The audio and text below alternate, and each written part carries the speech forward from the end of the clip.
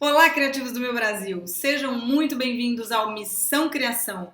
Neste canal a gente fala de publicidade e propaganda, criatividade e especialmente sobre redação publicitária. Afinal de contas, eu sou Beth Biller, eu sou redatora publicitária e o tema de hoje é redator. Quem é esse cara? As pessoas sempre me perguntam, Beth, o que é um redator? O que o redator faz? Porque, na verdade, quando você fala assim, redator, você pensa, claro, em escrever. Eu, por exemplo, quando eu comecei em propaganda, eu sempre gostei muito de escrever. Desde pequenininha, desde quando eu aprendi a escrever, eu era aquela que escrevia mais na sala de aula, as minhas redações eram as mais longas, o meu pai é escritor, então sempre curti muito essa história de escrever e sempre escrevi muito. Quando eu fui fazer estágio na agência, eu ainda não tinha começado, e eu lembro que o Chico Castilho, na época, foi na DNA Propaganda, em julho do ano 2000. Chico Castilho falou pra mim assim, Beth, você quer trabalhar onde?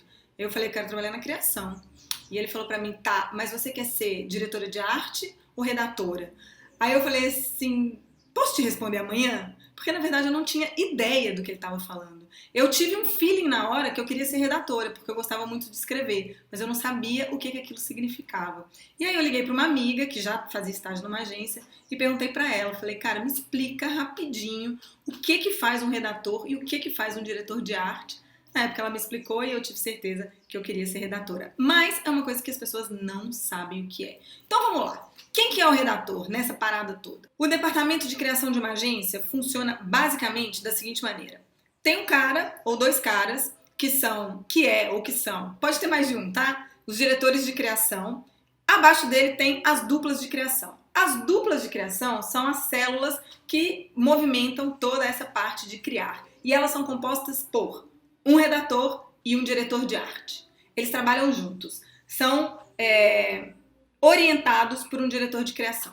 Normalmente uma agência tem núcleos assim, então ela tem um diretor de criação ou uma dupla, que também são redatores e diretores de arte, pode ser só um redator, só um diretor de arte, ou um redator e um diretor de arte, que são diretores de criação, e abaixo deles vem as duplas que esse cara tem. Então se ele tem uma conta grande, tipo, sei lá, o Banco Santander, ele vai ter 3, 4, às vezes até mais duplas trabalhando para ele, porque veja bem, o núcleo dele tem uma demanda alta. Se ele tem uma conta pequena, às vezes ele tem uma dupla e uma dupla de estagiários, isso daí vai variar. Tem agências que tem, sei lá, 7 duplas de diretores de criação, já vi isso. E tem agências que tem um diretor de criação. Então tudo depende muito do tamanho da agência, do tamanho das contas e do tamanho do departamento de criação em si.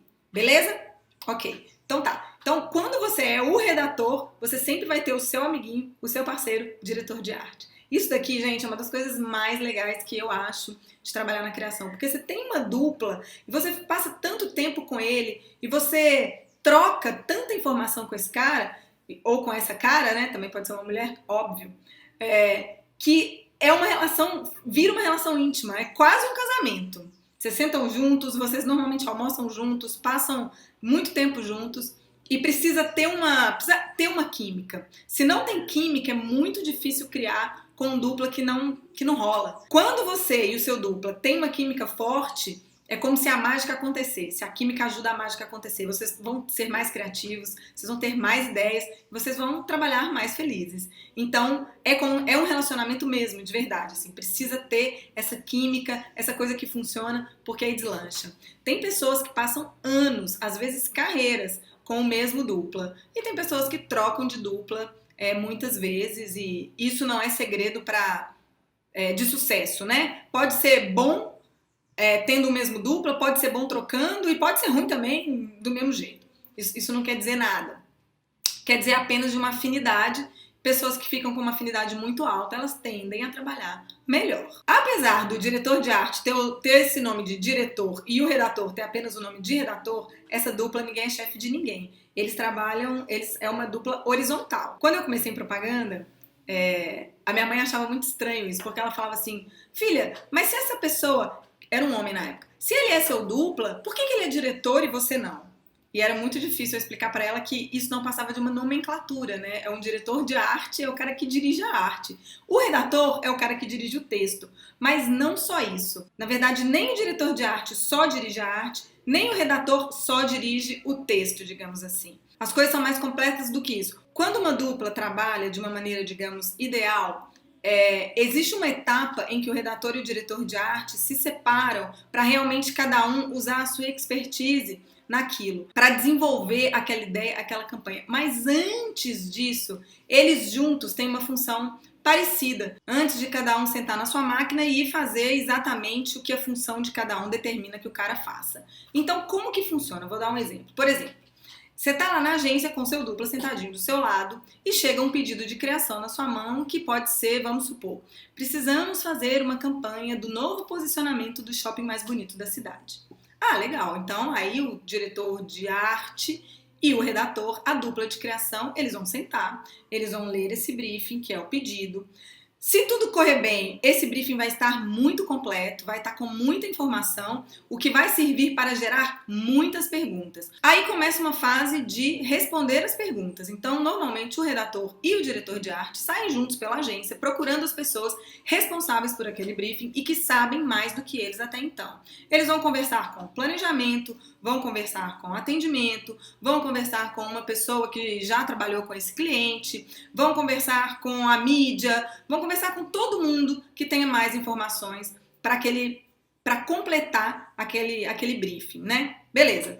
Terminou essa etapa, sentam numa salinha e vão começar a pensar esse briefing. Nesse momento, não tem muita diferença entre redator e diretor de arte. Os dois juntos vão começar a trocar ideia para tentar encontrar soluções para aquele pedido. Então, o exemplo que eu dei foi conceito, né? Ah, então tá. Então vamos entender como que esse shopping agora ele quer se posicionar. Ah, eu quero ser um shopping, sei lá, de moda. Ou, eu quero ser um shopping mais família. Então, eles vão juntos começar a conversar sobre isso e trazer imagens, coisas que eles lembram a respeito disso, ideias, raciocínios, construções, músicas, o que for, qualquer coisa que ajude na construção desse novo posicionamento.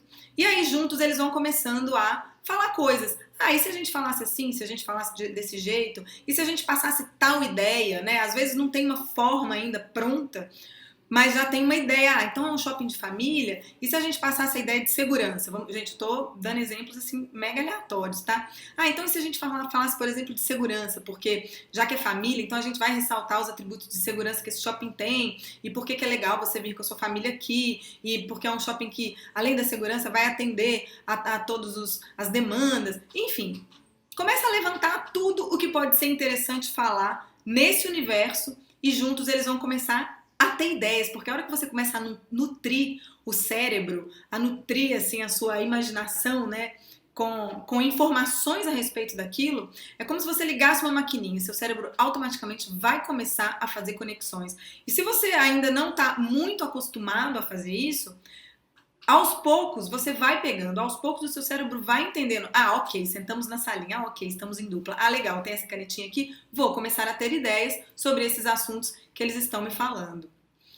Nesse momento, redator e diretor de arte estão trabalhando juntos para encontrar respostas possíveis para essa demanda, beleza?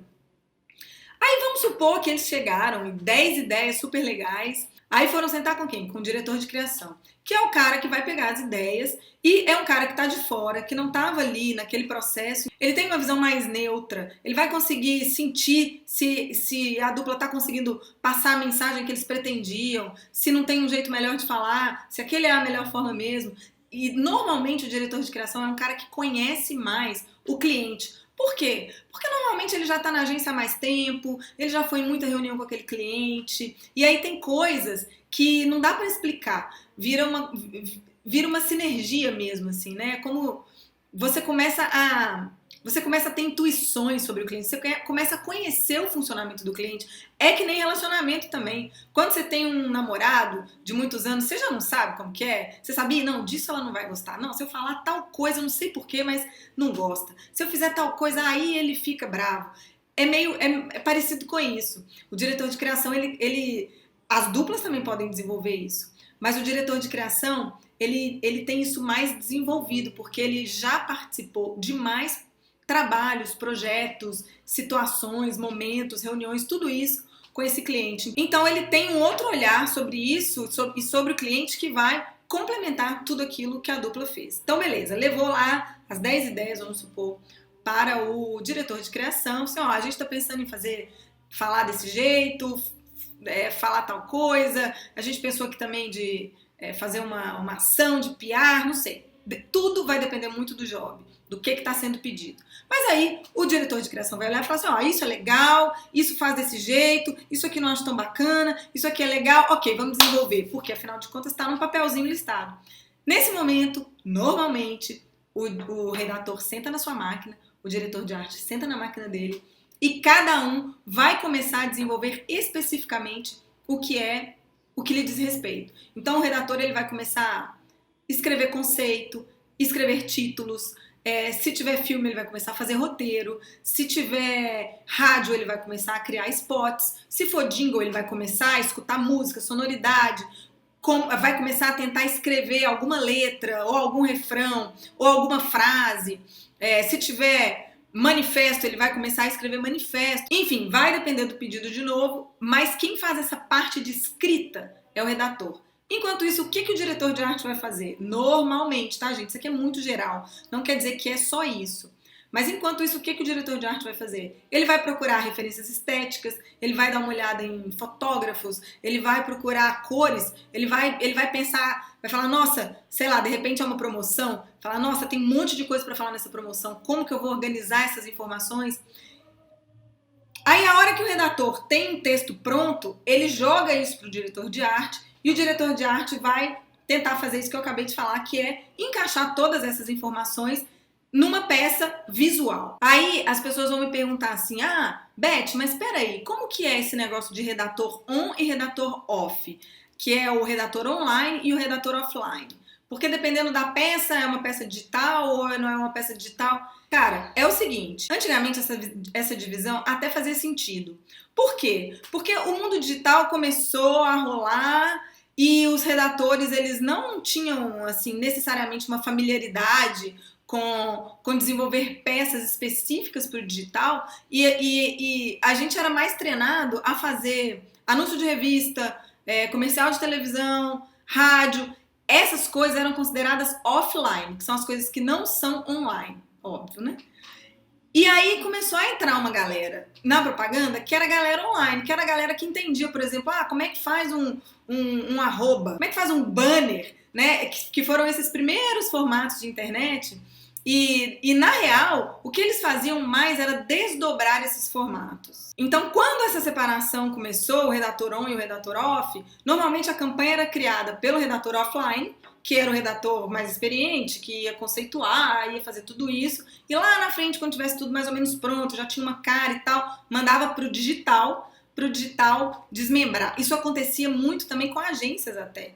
As agências offline mandavam depois para a agência do mesmo cliente, mas era a agência digital do cliente, mas mandava lá os key visuals, né, que são os KVs, e eles adaptavam. Hoje em dia, eu sinceramente acho que essa divisão, conceitualmente, ela não faz muito sentido. Porque pensa bem, cara, a propaganda hoje, ela é muito online. Então, como que você pode ser um redator que não faz online? Não dá mais, não dá para não pensar diretamente no online. Então, eu lembro de ter uma época das pessoas falando assim, esse negócio de publicidade off vai acabar, redator off vai ficar sem emprego. Não vai ficar sem emprego, porque ainda precisa muito da expertise do chamado redator off, que é o cara que sabe fazer conceito, é o cara que sabe traduzir um posicionamento numa ideia criativa. Sempre vai precisar desse cara, mesmo que seja uma campanha totalmente online, mesmo que seja uma campanha só para YouTube, mesmo que seja uma campanha só para Instagram.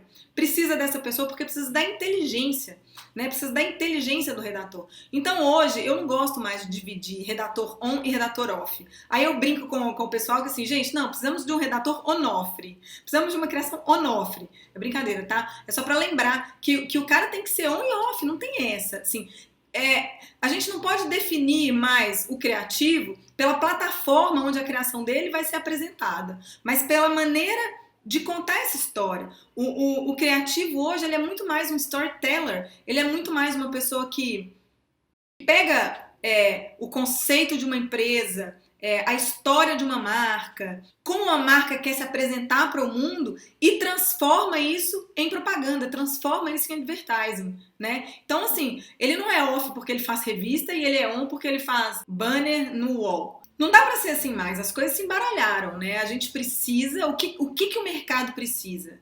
De redatores que saibam pensar as marcas, de redatores que saibam contar uma história, de redatores que saibam transmitir o que uma marca deseja falar para o público dela de uma maneira interessante e de uma maneira que tenha a ver com o cliente, de uma maneira que reflita o que o cliente é, quem ele é, ou o que o produto é, ou o que o serviço é. Então tudo isso tem que estar muito bem amarradinho. Até hoje, às vezes, tem gente que me liga e me pergunta assim, mas você é redatora on ou redatora off? Eu falo, pessoal, eu sou onofre. Então, para você que está pensando em ser redator, vou tentar resumir aqui o que um redator faz. Trabalha no departamento de criação junto com um diretor de arte, também conhecido como DA. Hoje em dia tem isso, chama o diretor de arte de DA. Normalmente supervisionados por um diretor de criação, também conhecido como DC. Um ou mais, às vezes tem mais de um DC. O redator ele faz desde campanhas inteiras, assim, precisamos de uma campanha anual, que vai ter filme, que vai ter spot, que vai ter postzinho no Facebook e que vai ter, sei lá, bolacha de chopp, até, não, preciso de um jingle, uma coisa pontual. Tudo isso o redator faz. Às vezes um outro redator criou uma campanha, mas ele tá com uma outra coisa e você pega para fazer uma peça de uma campanha dele. Principalmente quem tá começando, isso vai acontecer muito, né? Vou falar rapidinho de algumas peças, de alguns briefings muito comuns na mesa de um redator. Primeiro deles, título. Beth, o que é título? Gente, título é o seguinte, sabe aquela frase legal, aquela frase de efeito que tem às vezes no outdoor, num anúncio, num abrigo de ônibus? Aquilo não chama frase, aquilo se chama título. Vou colocar aqui alguns exemplos de títulos legais. Tá vendo esse título aí, ó, das Havaianas? As Havaianas são famosas por fazerem títulos legais. Olha só, no pé das mulheres mais bonitas, na mão das esposas mais ciumentas. Isso, gente, não é uma frase. Isso é um título.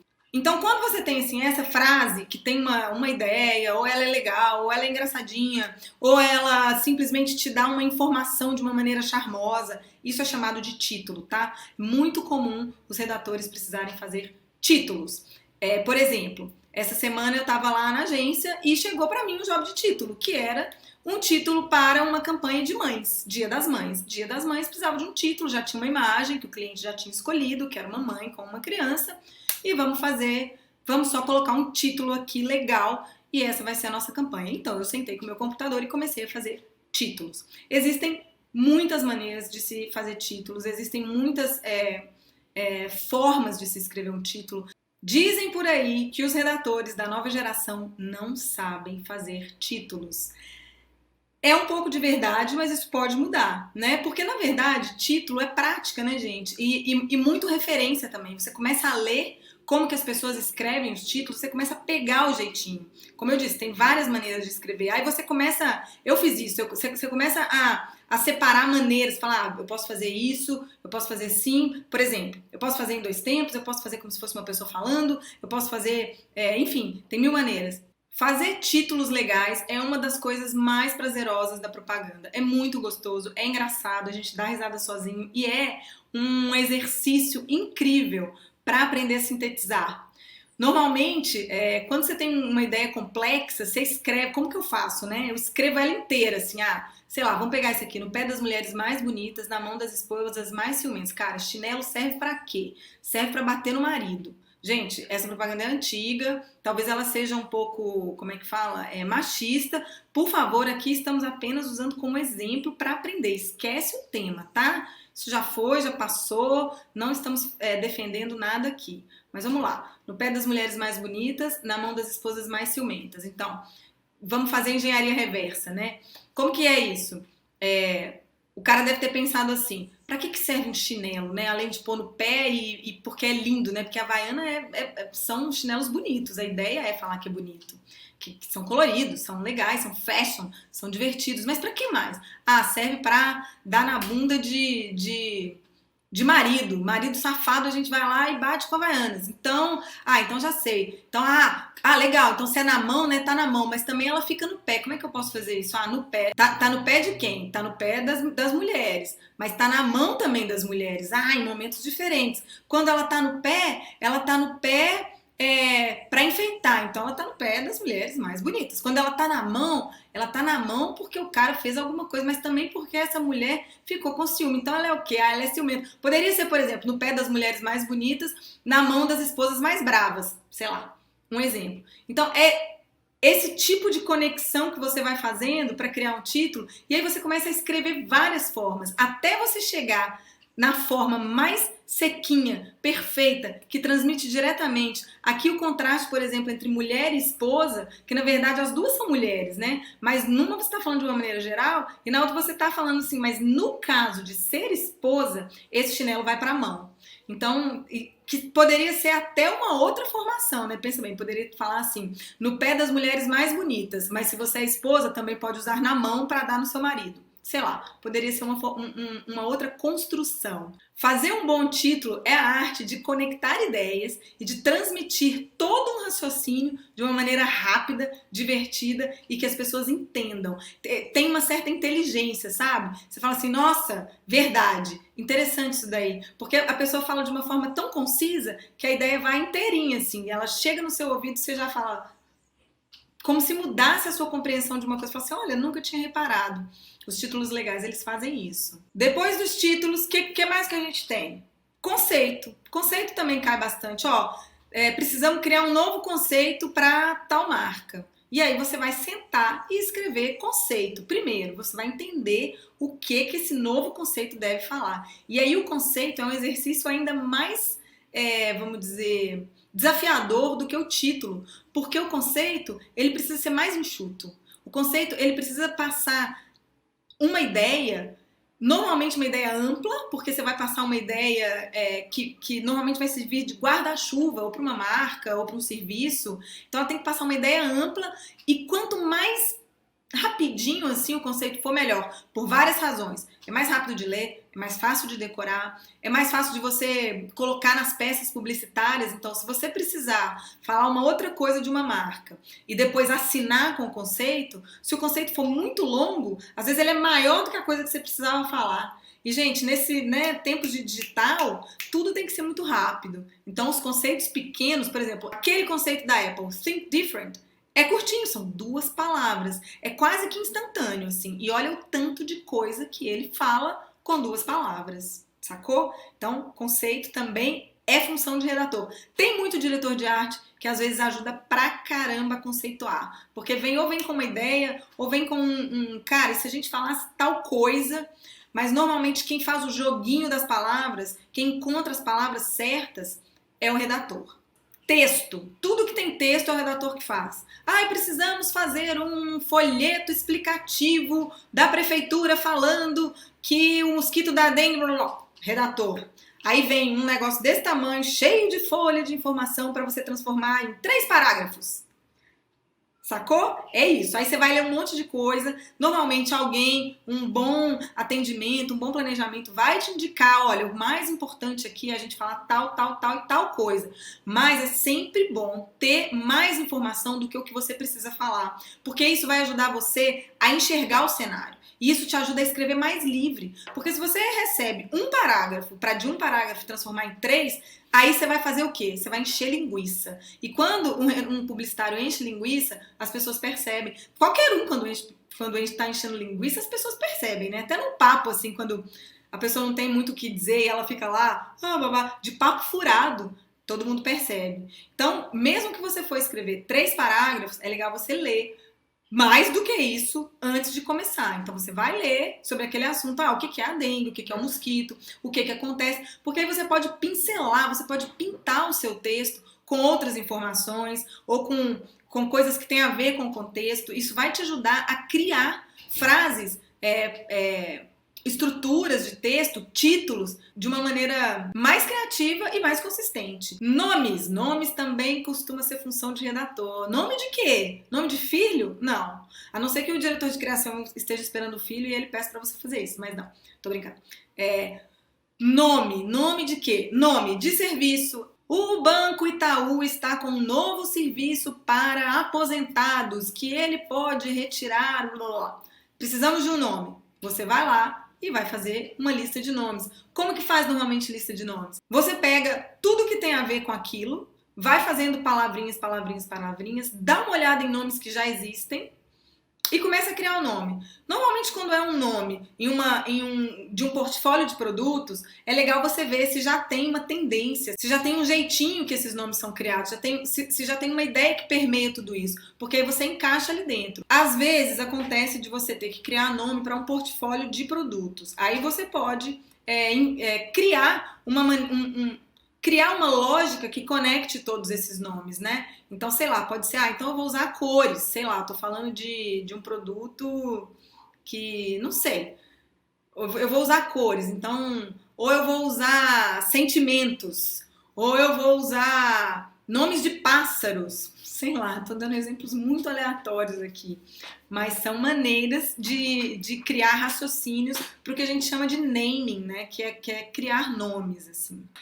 Você pode ter que criar nome para produto, você pode ter que criar nome para a nova cerveja da Ambev que vai ser lançada apenas lá em Maceió e sei lá, não sei. Você pode ter que criar para esse tipo de coisa. Você pode ter que criar nomes para sites. Você pode ter que criar hashtags. É muito comum hoje em dia, as pessoas amam hashtags, que também é uma lógica um pouco de criar conceito misturado com nome, tem uma lógica própria a hashtag, né? Mas também é uma coisa que o redator costuma fazer.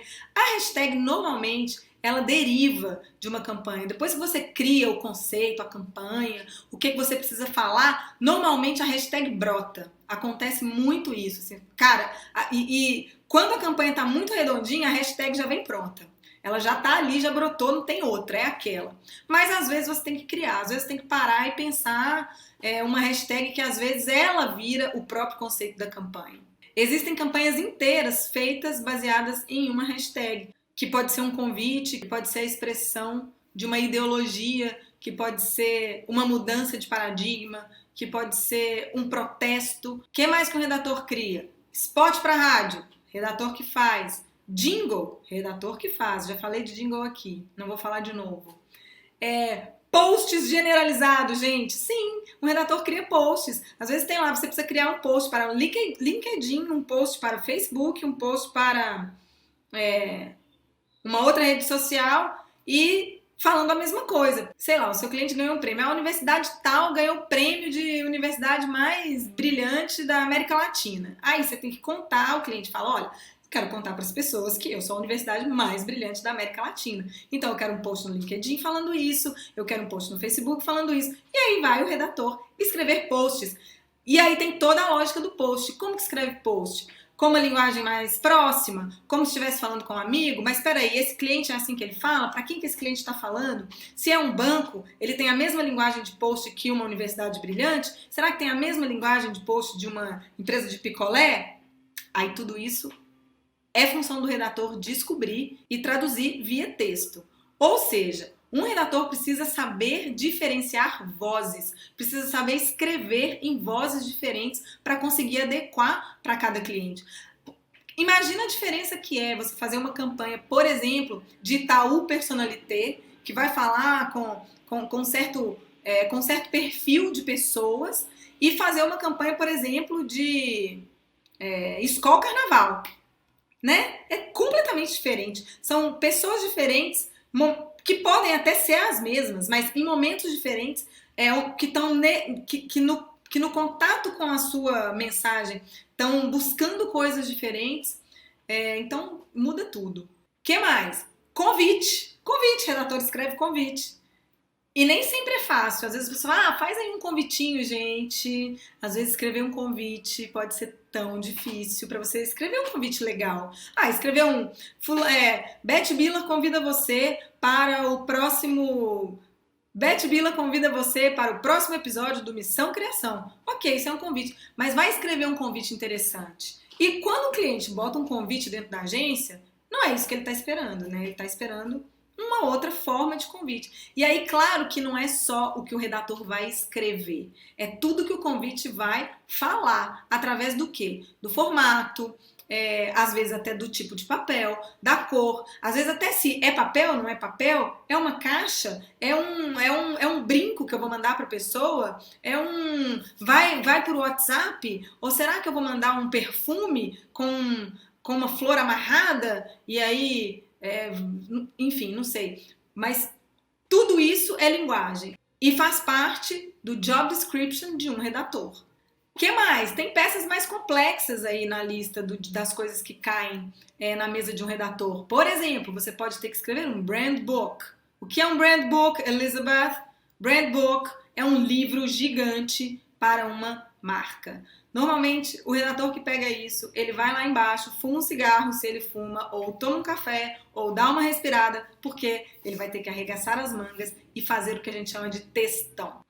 Claro, né, gente? Você não vai fazer isso sozinho. Você não vai, tipo, inventar uma caralhada de texto da sua cabeça, uma coisa, um volume absurdo de texto, sem guia, sem nada. Não. Quando você tem que escrever uma coisa assim, mais parruda, né? Quando você tem que escrever uma coisa mais consistente, com muito texto, normalmente um trabalho grande é feito antes. As informações vêm do cliente, então passa por um planejamento que vai organizar isso, vai avaliar se aquilo tá legal, se tá bem escrito, se tá refletindo, que muitas vezes vem até já divide assim em tópicos, primeiro a gente precisa falar a história da marca, depois a gente precisa fazer um manifesto, depois a gente vai falar de visão da empresa, sei lá, eu tô dando exemplo aqui, mas isso chega para você mais ou menos estruturado, só que aí você vai transformar toda essa malha de texto em um texto gostoso, fácil de ler, charmoso, que faz sentido, que não fica dando muitas voltas para passar a mensagem que precisa ser passada, que não fica se repetindo, e aí vem um monte de regrinhas que a gente tem que conhecer para ser um bom redator e conseguir fazer tudo isso de uma maneira maravilhosa. E aí tem mais coisa, né, gente? Pode pintar stories, pode pintar stories, pode pintar e-mail marketing, pode pintar outdoor, ainda tem outdoor no Brasil, em São Paulo não tem mais, mas em vários lugares ainda tem. Pode pintar, tanta coisa, traseira de ônibus, pode pintar. Eu já tive que fazer texto para... Sabe aquele negocinho de hotel? Como é que chama? Aquele negócio do quarto que você pendura assim? Não sei como é que chama aquilo. Olha aí, que engraçado. Eu já tive que fazer texto para aquilo também. Tudo que é peça publicitária, peças do dia a dia da empresa, da identidade visual da empresa, do funcionamento dessa empresa, quem escreve é um redator. É muito trabalho. Aí você vai me perguntar assim, Beth, você acha que está morrendo o trabalho de redator? Você acha que vai acabar? Não, acho que não, gente. Acho que cada vez mais vai precisar. Porque cada vez mais as pessoas não sabem escrever. Por vários motivos. As pessoas leem menos. As pessoas, cara, você já viu a onda de audiobook? E quem escuta audiobook não necessariamente aprende a escrever, porque quando você está lendo, você está vendo ali as palavras, você vê a construção, você consegue, é aquela história do desenho mesmo, você está vendo o desenho de como aquilo é feito. Quando você está escutando é diferente, você não vê esse desenho. Então as pessoas lendo menos, elas passam a saber escrever menos. Então se você quer ser redator, eu acho que você está assim... num caminho muito promissor. Vejo cada vez menos redatores no mercado e cada vez menos redatores preparados.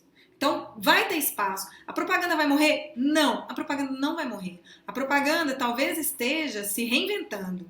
Na verdade, tudo está se reinventando o tempo inteiro, né? Talvez a propaganda as agências estejam demorando um pouco para realmente entrar nessa nova... nesse novo modelo de comunicação, mas isso significa que os clientes também estão demorando um pouco para aceitar um novo modelo mais rápido, mais ligeiro, mais leve, mais intuitivo, mais quase que telegráfico, e porque as pessoas também demoram a entrar nisso. Então, tem toda uma cadeia se reinventando, desde nós mesmos e aqui eu não estou falando como publicitários, né? Nós, assim, como humanidade, como sociedade, a gente também ainda tá se reinventando. A gente fala, hoje em dia você pode abrir a porta da sua casa pelo celular. Pode. Quantos de vocês abrem? Uma coisa é você poder, outra coisa é dizer que todo mundo está fazendo.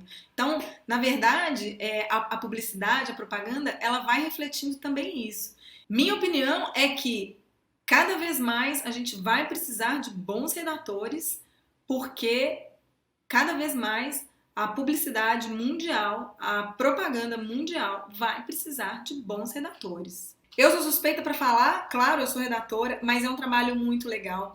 Para quem gosta de escrever, então mais ainda, porque, sei lá, se você quer escrever um livro, imagina que você é redator numa agência e você tem que exercitar o seu texto de 1000 maneiras diferentes. Você tem que aprender a alongar, você tem que aprender a sintetizar, você tem que aprender a ser charmoso, você tem que aprender a fazer título, você tem que aprender a brincar com as estruturas. Então, às vezes você começa com uma frase, um texto, e aí você desenvolve o texto e no final você fecha com uma frase que é oposta àquela que você começou, ou você faz uma repetição de ideias, várias maneiras, e tudo isso você tem a chance de desenvolver quando você é redator de uma agência, porque chegam para você pedidos dos mais diversos tipos de clientes, de jeito de falar, mídia, cada mídia tem a sua especificidade, então se você vai escrever para outdoor é de um jeito, antigamente a gente falava que outdoor tinha que ter 8 palavras só, não podia passar, então aí a gente tinha que fazer título, às vezes falando uma ideia absurda, e tinha que ter 8 palavras.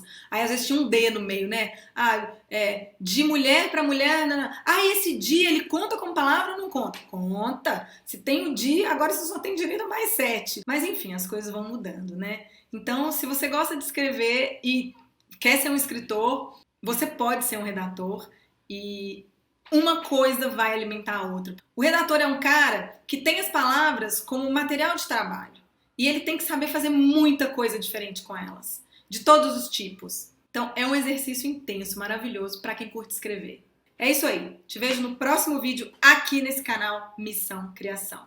Valeu, obrigada!